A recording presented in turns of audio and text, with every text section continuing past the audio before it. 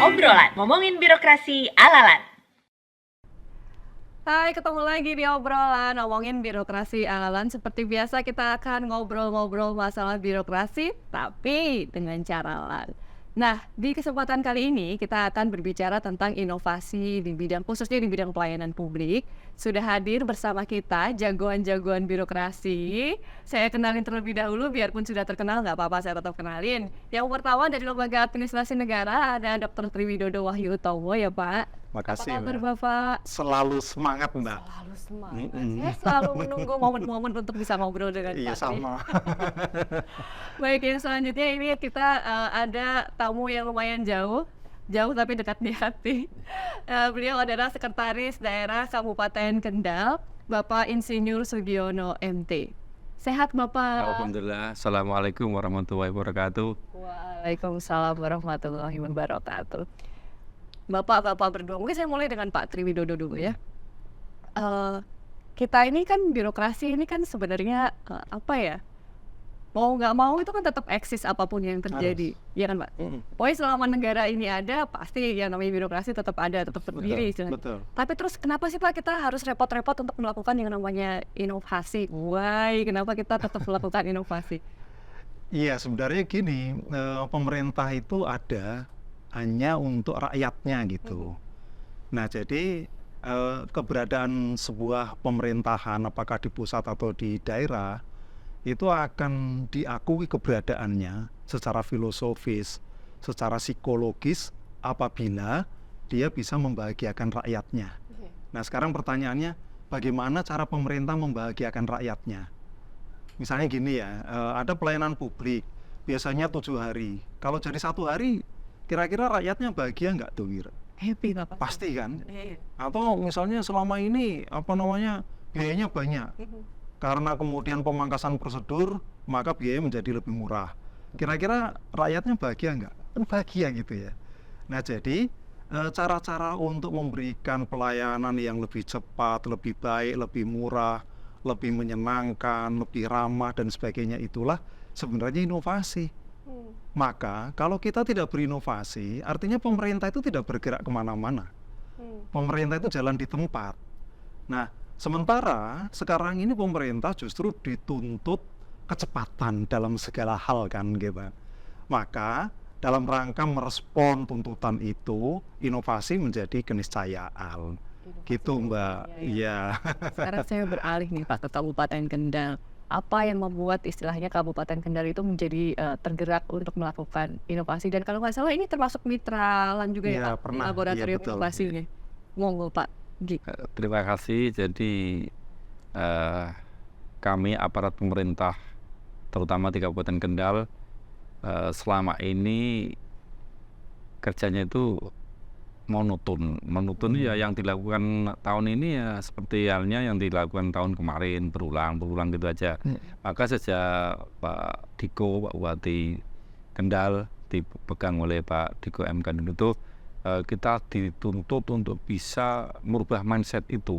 Bagaimana kita melayani masyarakat, tadi sudah sampaikan beliau Pak Triwidodo, bahwa sejatinya pegawai ASN itu adalah pelayan masyarakat. Kemarin saya sampaikan kepada teman-teman di Kendal bahwa kita itu adalah pelayan masyarakat. Kita perlu belajar sama bakul-bakul pedagang manapun, itu dia akan melayani pelanggan. Bagaimana kita bisa melayani secepat mungkin, sebaik mungkin, kira-kira seperti itu. Masing perangkat daerah harus memunculkan satu inovasi. Itu awalnya seperti itu. Artinya ini sudah disupport sama kebijakan juga berarti ya Pak? Sudah. Iya. Betul. Kalau saya dengar ini Kabupaten Kendal pernah memenangkan top 45 ya Pak tahun 2021 untuk inovasi pelayanan publiknya. Ini sebuah pencapaian yang harus kita istilahnya membuat semangat bagi kita ya Pak untuk terus melakukan inovasi. seperti yang tadi disampaikan bahwa Kabupaten Kendal mewajibkan untuk melakukan inovasi bagi para perangkat daerahnya. Minimal satu OPD, satu inovasi. Ini tips-nya gimana Pak? Bagaimana caranya untuk menggali ide-ide inovasi ini, Pak? Ya tadi saya sampaikan di depan bahwa awalnya susah juga karena mindset teman-teman itu kan sudah yang penting berjalan gitu. Business as usual. Ya, gitu. Tapi dengan apalagi inovasi itu kan seolah-olah kayak digital itu kan, harus serba digital itu kan, wah sudah wah ada ketakutan. Maka kita dalam memulainya, kita pertama kali bekerja sama dengan LAN. Kita ada bekerja sama dengan LAN dimulai pada tahun 2022 melalui nota kesepakatan antara pemerintah daerah Kabupaten Kendal dan lembaga administrasi negara per tanggal 2 Maret tahun 2022 tentang penguatan kapasitas aparatur sipil negara di lingkungan pemerintah daerah Kabupaten Kendal melalui penyelenggaraan kegiatan kajian kebijakan, inovasi, pelatihan, pengembangan kompetensi, serta pendidikan tinggi terapan.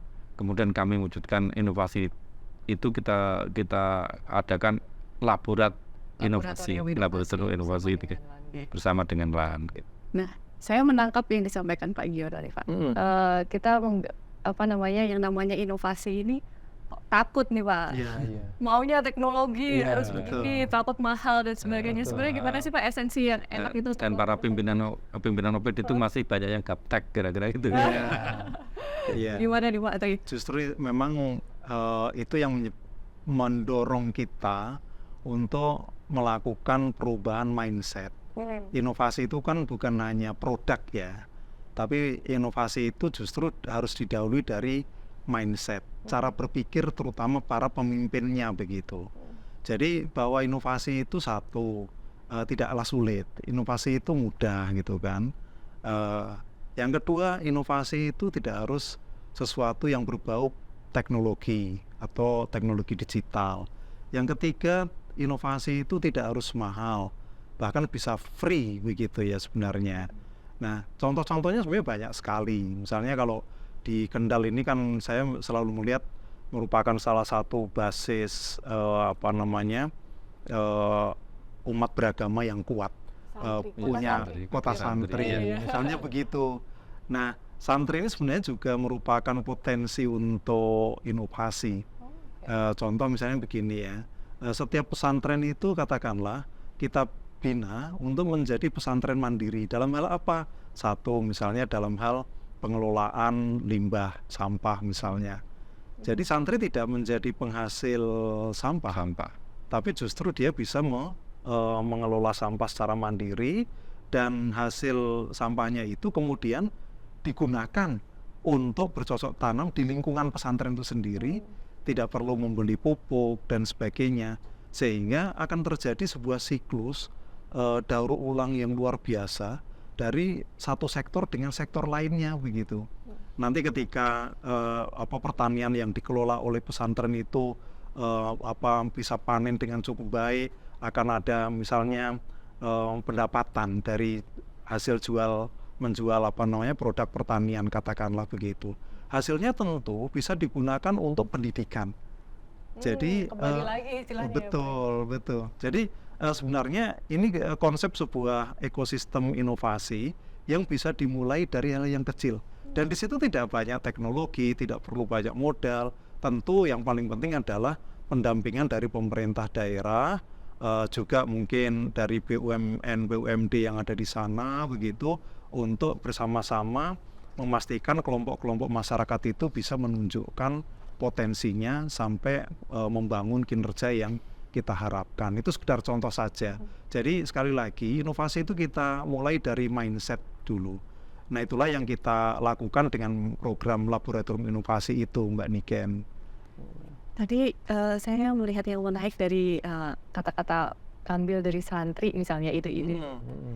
Ini kadang-kadang ini yang bikin ide-ide menarik itu kadang-kadang justru munculnya ini bukan dari top management nih Pak. Kadang-kadang justru dari istilahnya street level ya Pak ya. Betul. Nah, Tapi apa yang ide-ide yang menarik itu kadang-kadang hanya sebatas di perbincangan warung kopi istilahnya, tidak terdengar sampai di atas. Jadi Iya. sulit untuk diwujudkan gitu istilahnya gitu. Ada nggak Pak Tri kira-kira tipsnya nih Pak? Ya, pasti ada Mbak Niken. Ya. Jadi gini Mbak Niken, berinovasi itu tidak individualistik ya. Iya. Berinovasi itu selalu harus dalam konteks kebersamaan, teamwork, institusional begitu. Jadi misalnya ada ide dari bawah tentang apa sih yang harus kita perbaiki untuk meningkatkan kinerja pemerintah daerah atau OPD dan seterusnya. Nah ini tentu tidak bisa berhenti dari situ, harus disambut dari atas kan. Maka komitmen pimpinan itu menjadi sangat menentukan. Meskipun kadang pimpinan itu ya tidak terlalu tahu secara detail, tapi ketika ada dukungan, ya support sepenuhnya, maka ini bisa berjalan. Inilah yang kita sebut sebagai co-creation di dalam berinovasi. Jadi jangan biarkan inovasi itu melekat pada individu pegawai. Termasuk peserta pelatihan nih, PKN, PKP, PKA, itu mereka membuat proyek perubahan, aksi perubahan itu tidak merupakan inovasi individunya. Tapi bagaimana kemudian menjadikan inovasinya itu sebagai milik bersama. Nah, proses menjual ide, proses meyakinkan bahwa ini adalah satu perubahan yang hanya bisa terjadi apabila kita lakukan bersama-sama, ini yang harus kita lakukan di dalam proses berinovasi itu. Kalau tadi kita lihat di Kabupaten Kendal cukup concern sepertinya Bupati apa pimpinan daerahnya ya Pak ya untuk melakukan inovasi. Sebenarnya kalau di Kabupaten sendiri nih Pak, bagaimana kemudian rekan-rekan di pemerintah Kabupaten Kendal itu memandang dari inovasi ini Pak, esensi dari melakukan inovasi di birokrasi itu seperti apa? Seperti tadi saya sampaikan di depan bahwa kita sudah punya tekad bahwa kita harus berinovasi yang pertama itu. Maka kita harus belajar dengan LAN. Kemudian dalam belajar itu bagaimana cara belajar untuk bisa memunculkan inovasi. Kita mulai dari diagnosa. Ada permasalahan apa di OPD tersebut, di organisasi tersebut. Bahkan kita justru seperti yang Pak Jena sampaikan, ide itu lebih original dari masukan dari bawah. Dari beberapa ide itu kita diagnosa, kemudian kita cari solusinya seperti apa. Setelah kita cari solusinya seperti apa, kemudian kita akan berinovasi bagaimana. Itu untuk bisa menuntaskan. Kemudian bahwa kami memandang inovasi itu adalah suatu tool, suatu alat daya saing, Mbak. Ya. Jadi tanpa kita berinovasi, pasti kita akan ketinggalan zaman. Coba kita lihat beberapa negara besar atau negara maju yang ada di dunia ini, pasti dia bisa maju dengan SDM-nya yang maju, dengan inovasinya yang maju. Contohnya Jepang, Korea, mungkin yang di Asia ya, mungkin Eropa. Kenapa Eropa lebih maju daripada kita? Karena Eropa sudah punya inovasi lebih dulu daripada teman-teman di Asia, kira-kira seperti itu. Maka kita sadar bahwa daya saing adalah suatu tool.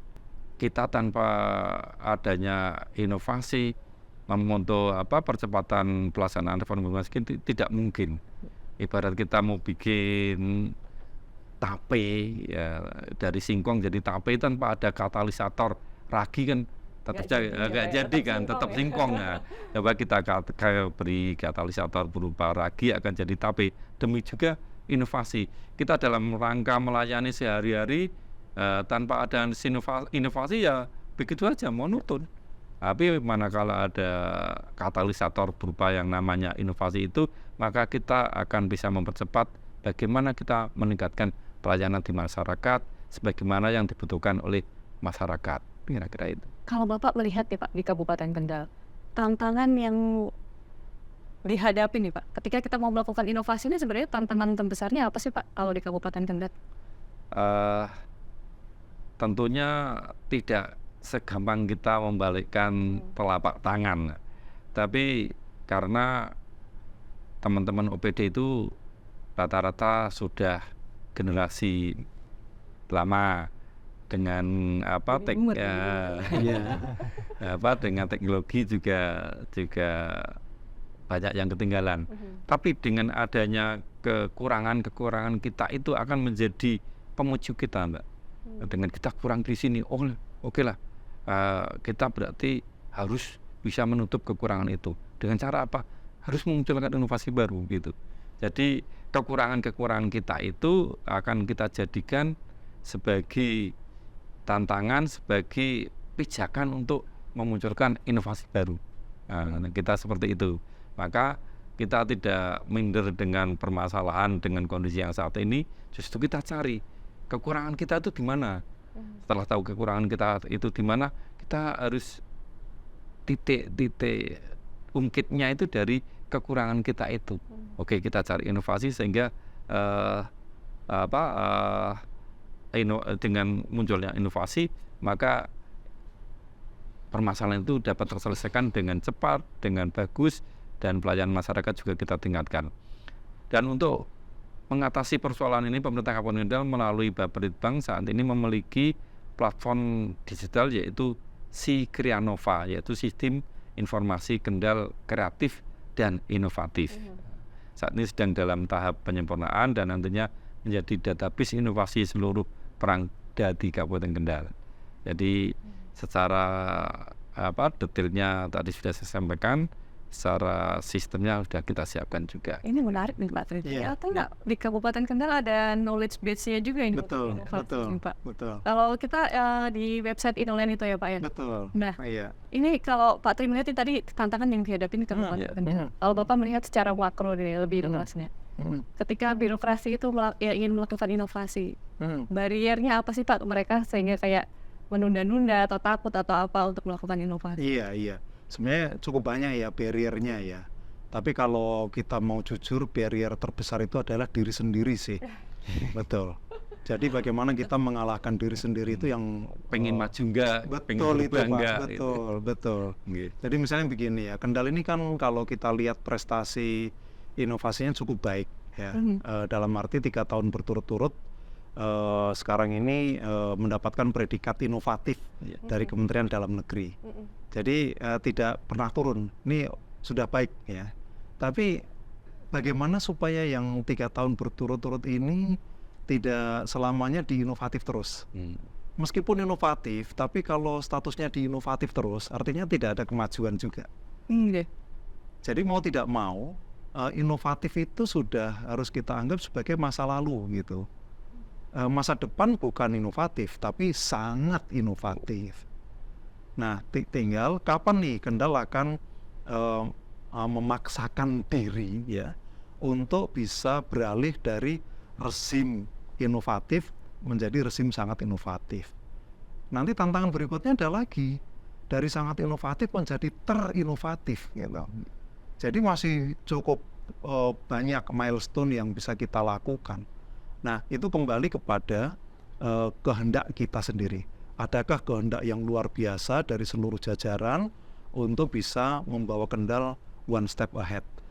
Kalau kita lihat dari komitmen pimpinan tadi Pak Sekda sudah menyampaikan, kemudian dukungan sistem juga sudah ada ya Pak Sekda ya dengan si Kreanova tadi, saya kira ini sudah cukup bagus. Tinggal nanti di level menengahnya juga level bawahnya kita gerakkan juga. Jadi gerakannya itu bukan hanya gelombang di atas, tapi gelombang bawah juga harus dibangkitkan ini, sehingga sistemik akhirnya. Kalau ini yang terjadi hanya di atas saja, bupatinya, sekdanya dan sebagainya pengen maju gitu kan, tapi di level menengahnya agak kendor, ya nggak bisa. Atau sebaliknya, yang bawah semangat tidak ada dukungan di atas juga nggak akan terjadi. Maka tadi yang saya sampaikan, kolaborasi, sinergi antara pimpinan sampai yang paling bawah itu seperti apa. Jadi inilah prinsip bahwa inovasi itu tidak boleh meninggalkan satu orang pun, satu OPD pun. No one left behind, no one OPD left behind, itu nggak boleh. Jadi semuanya harus maju bersama gitu ya, menang bersama ya, menikmati kemenangan dan merayakan bersama-sama atas semua hasil jerih payah yang kita lakukan. Begitu Mbak Niken. Intinya kalau sudah ada platformnya untuk belajar, berarti kan semua orang bisa nih untuk Bisa. mengembangkan dirinya biar bisa Betul. berinovasi gitu ya Pak. Iya. Tadi Pak disampaikan kolaborasi antara pimpinan yang atas, tengah maupun bawah untuk bisa melakukan inovasi supaya sistemik. Kalau Bapak sendiri melihat nih Pak, mungkin kacamata dari atas mungkin ya, kalau level sekretaris daerah. Itu bagaimana sih Pak sebenarnya komitmen teman-teman di birokrasi di Kabupaten Kendal, baik mungkin pimpinan OPD ataupun juga yang menengahnya, manajemen menengahnya, itu seperti apa kalau Bapak melihat? Yang pertama, semangat kita adalah sukses bersama, Pak. Sukses betul. Yang kedua, bahwa yang awalnya inovasi itu jadi momok, menakutkan, sekarang sudah menjadi hobi, Pak. Menjadi hobi. Jadi masing-masing personal, masing-masing ASN mulai dari pimpinan sampai level bawah itu sudah punya hobi untuk mencari inovasi baru. Nah, dengan Habituasi mungkin. iya, karena ternyata kok dengan inovasi kita bisa melayani masyarakat lebih gampang, lebih mudah, lebih cepat. Kita dengan adanya mencari inovasi, menyelesaikan permasalahan bisa lebih bagus, lebih cepat, kira-kira seperti itu. Maka alhamdulillah ASN yang ada di Kendal, inovasi ini sudah yang tadinya menakutkan sekarang kita jadikan hobi gitu. Namun demikian tidak mungkin semua staf karyawan itu akan seperti itu, tapi ini sudah mulai menjadi virus hobi inovasi. Untuk itu maka kita perlu juga monitoring, Mbak. Kita selalu akan monitoring dan kita adakan evaluasi dengan perangkat daerah yang ada. Kita adakan desk dengan coaching klinik yang melibatkan LAN RI juga, Pak, dalam proses evaluasi ini. Karena tanpa kita adanya evaluasi, kita tidak mungkin tahu mana kekurangannya dan mana kelebihannya. Dan yang tadi ditargetkan oleh Pak Tri, insya Allah Kendal akan kita capai. Tidak hanya inovasi saja, tapi sangat inovatif. Saya senang melihat vibe semangatnya dari Pak Sekda. Harus memang kalau atasnya udah semangat, otomatis bawahnya ikut ya Pak ya, pengennya ya Pak ya. Dan yang tadinya takut sekarang malah hobi. Yang tadinya hobinya mancing, sekarang hobi nyari inovasi. Ini Pak, kalau misalnya Bapak kan sudah pernah bekerja sama dengan lembaga administrasi negara, dan saya juga tadi sempat dapat bocoran nih Pak. Jadi ternyata tahun 2024 juga masih ada monitoring dan evaluasi juga dengan lembaga administrasi negara untuk laboratorium inovasi. Ada nggak sih Pak kiatnya nih Pak, kira-kira biar nggak ketika hangatnya tuh nggak cuman pas saat ini aja nih Pak. Rasanya rok asam. Tapi bisa lanjut gitu Pak, continue, bahkan mungkin lebih lagi. Gimana Pak triksnya Pak? Sesuatu itu kalau sudah menjadi kebutuhan, itu akan jadi rutinitas. Tapi kalau sesuatu itu berupa arahan dari atas, ya begitu arahan selesai ya sudah. Alhamdulillah di Kendal inovasi ini sudah menjadi kebutuhan, bahkan tadi saya sampaikan menjadi hobi. Maka insya Allah dengan ini adalah kebutuhan dalam rangka meningkatkan pelayanan masyarakat, insya Allah itu akan bisa sustainable, bahkan semakin meningkat lagi. Sebagai contoh saat ini dari 28 OPD sudah ada 135 inovasi. Jadi artinya kita tidak hanya jumlahnya saja, tapi itu real inovasi yang betul-betul dibutuhkan oleh masyarakat.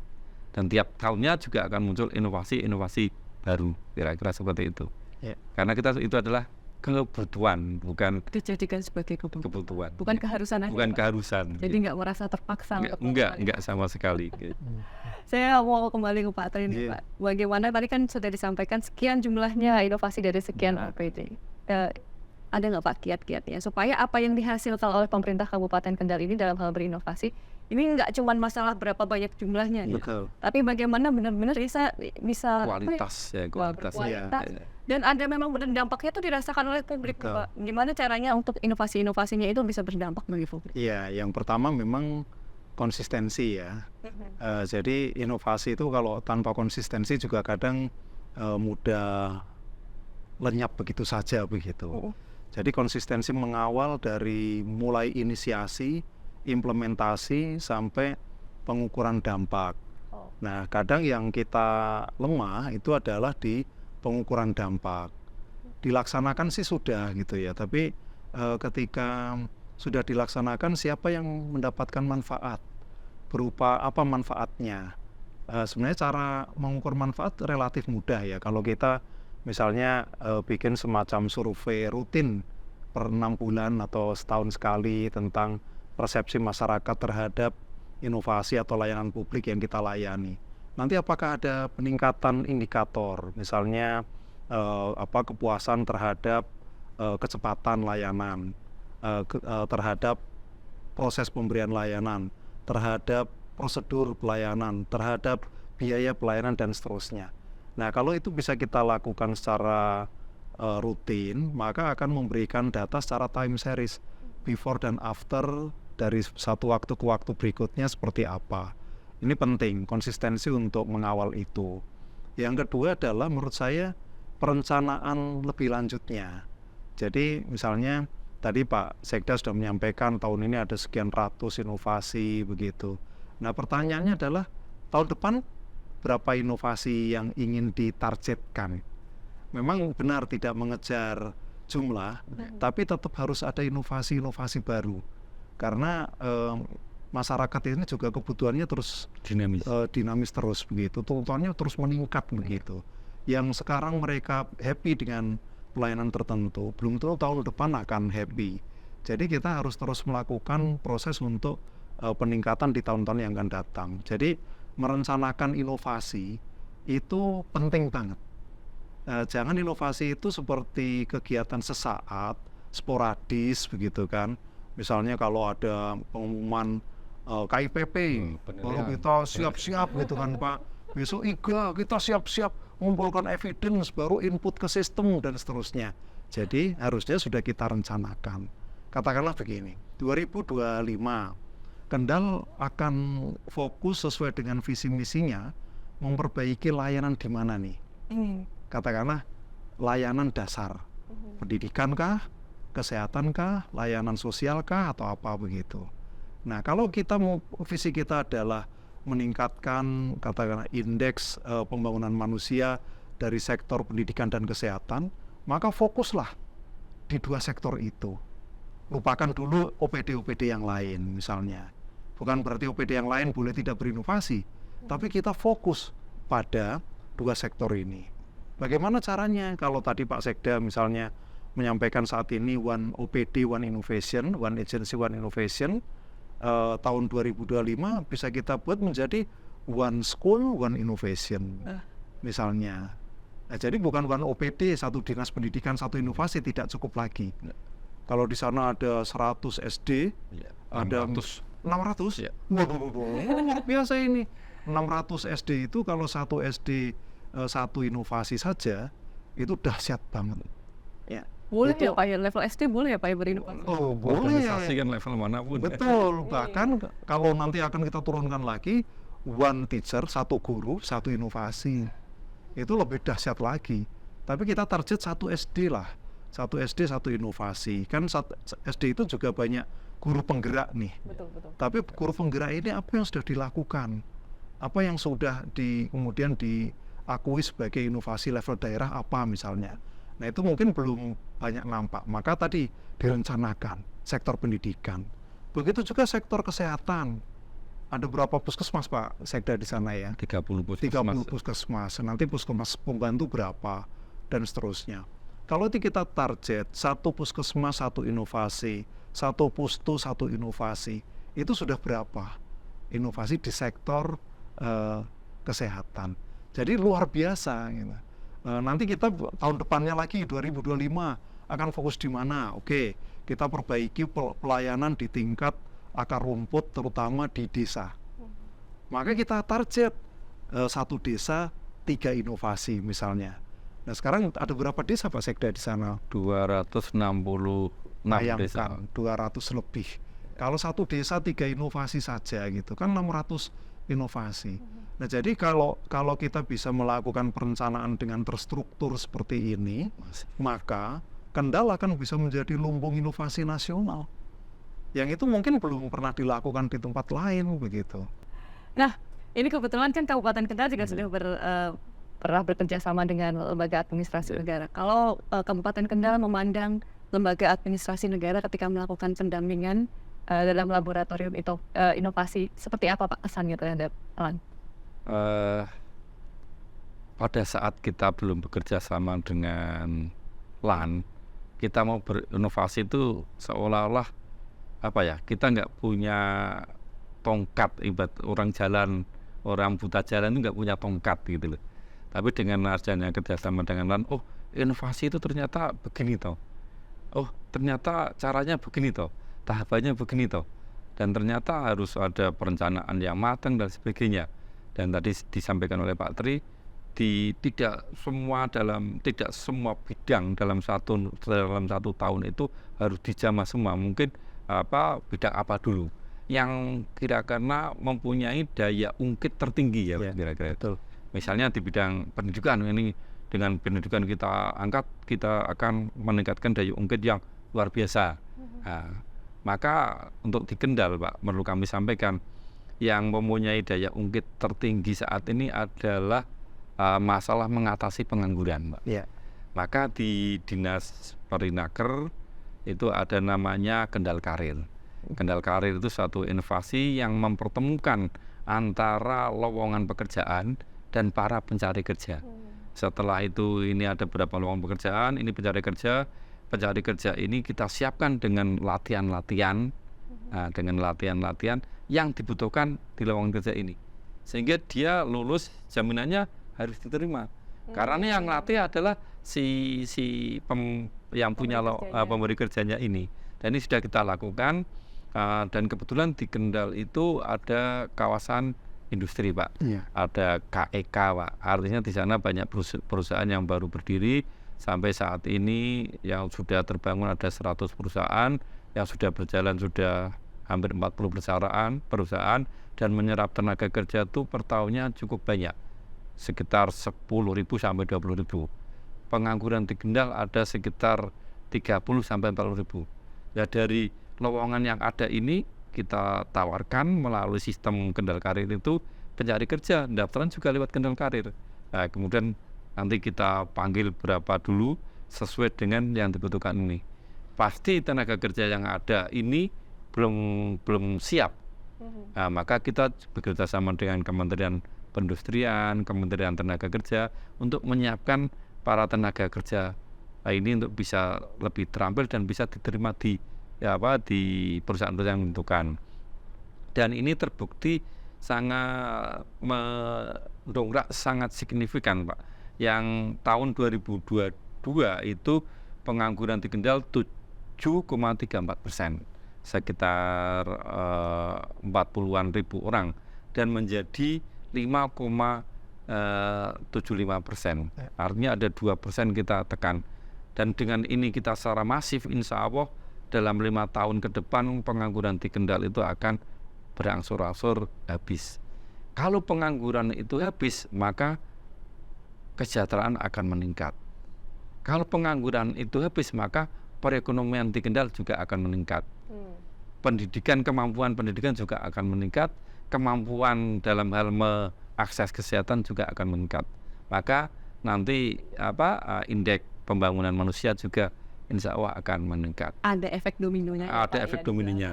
Jadi kalau nanti kok semua warga Kendal itu sudah tidak ada yang nganggur, pemerintah itu ringan Pak. Betul. Mau bangun gang-gang di kampung, ya udah semua masyarakatnya kan sudah berpenghasilan semua, jadi tidak bergantung pada pemerintah lagi. Pemerintah tinggal mengarahkan saja, mengarahkan caranya begini, tapi dari sumber daya kebutuhannya itu sudah bisa dicukupi oleh masyarakat itu sendiri. Coba jangan bayangkan kalau setiap anggota keluarga masyarakat Kendal itu tidak ada yang nganggur, kerja semua, insya Allah kesejahteraan di Kendal akan sangat tercapai. Nah, ini kita salah satu contoh inovasi yang dilaksanakan di Dinas Perinaker, yaitu bernama Kendal Karir. Ini sudah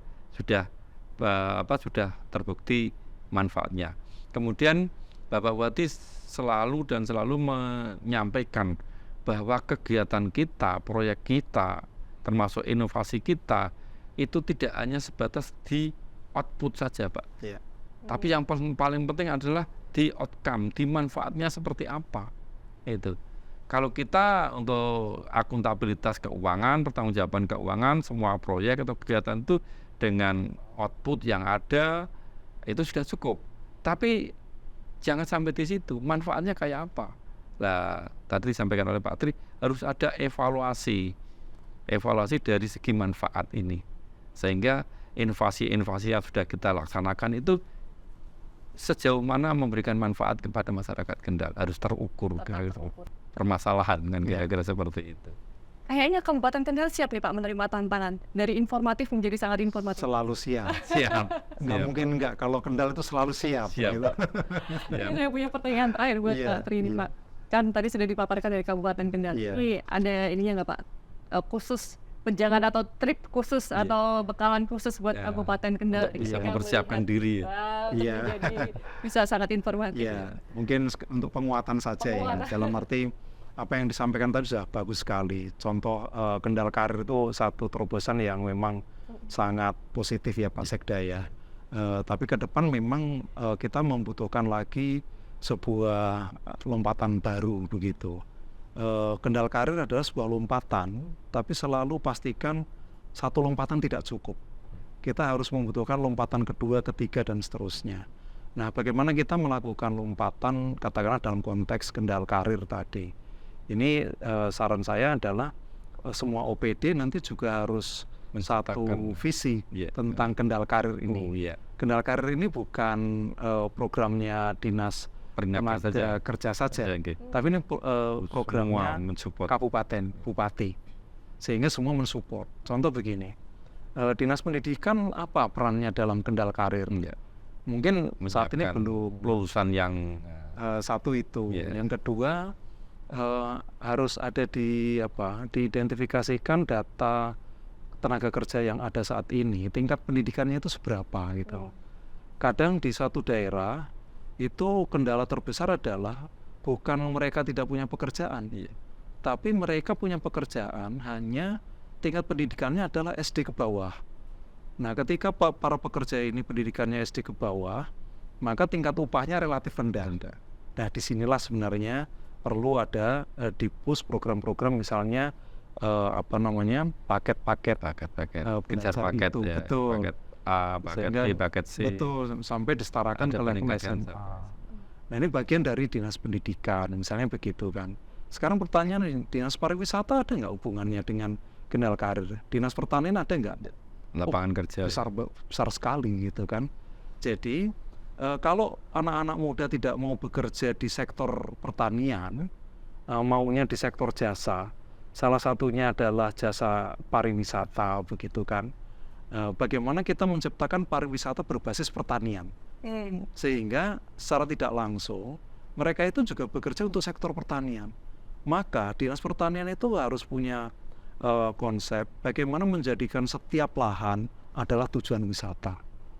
Nah, kita misalnya ya di Kulon Progo itu lahan-lahan pertanian ya digarap petani, bukan oleh anak-anak muda, bukan.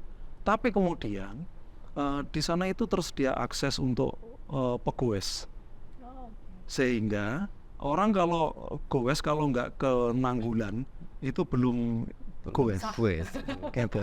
Belum afdol. Nah, disitulah kemudian industri wisatanya masuk, kuliner misalnya ya, UMKM, kemudian fotografi, yang seperti itu. Nah, inilah prospek menyerap tenaga kerja dari sektor-sektor yang lebih tersier begitu, bukan hanya kerja di pabrik misalnya seperti itu penting ya. Tapi sekali lagi kita melihat satu visi di daerah itu sebagai sebuah visi yang holistik, bukan ini visinya dinas tenaga kerja, ini visinya dinas pendidikan, nanti jalan masing-masing. Nah, dengan kolaborasi lintas OPD itu maka inovasi akan lebih memberikan dampak yang luar biasa. Jadi saya yakin Kendal dengan inovasinya sudah sangat baik, sudah on the right track ya Pak ya. Tapi sekali lagi kalau kita bicara inovasi, kita selalu tidak pernah cukup dengan apa yang sudah kita miliki saat ini. Nah, ketika mindset kita adalah kita tidak cukup dengan apa yang kita miliki saat ini, maka kita kemudian berpikir apa yang harus kita perbaharui. Berpikir dan berpikir terus. Betul, betul Pak, betul. Nah, di situ kira-kira itu Pak Diken. Baik, kawan-kawan, saya akan menutup perbincangan kita dengan menceritakan sebuah video yang sekelebat muncul di FYP saya ini ceritanya. Jadi video ini tentang seorang HR dan juga karyawannya. Ya, si karyawan ini protes bahwa what's wrong with my performance gitu. Apa yang salah dengan pekerjaan saya? Kinerja saya bagus, saya nggak pernah fraud, KPI saya oke.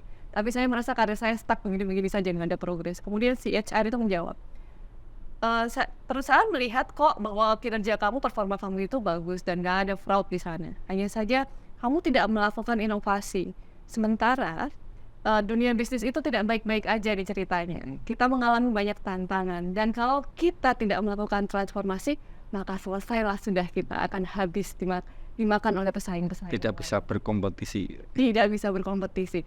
Itu tadi mungkin relate dengan perbincangan kita Betul. ya Pak ya. Jadi yang namanya inovasi ya tetap harus jalan terus. Terima kasih banyak Pak Sekda, terima kasih banyak Pak Deputi. Sama-sama, makasih Mbak Sudah Niken. hadir dan ngobrol-ngobrol dengan saya di kesempatan kali ini. Dan saya ingin mengutip satu quote legend dari teman-teman inovasi bahwa inovasi itu harga mati. Salam inovasi, dadah.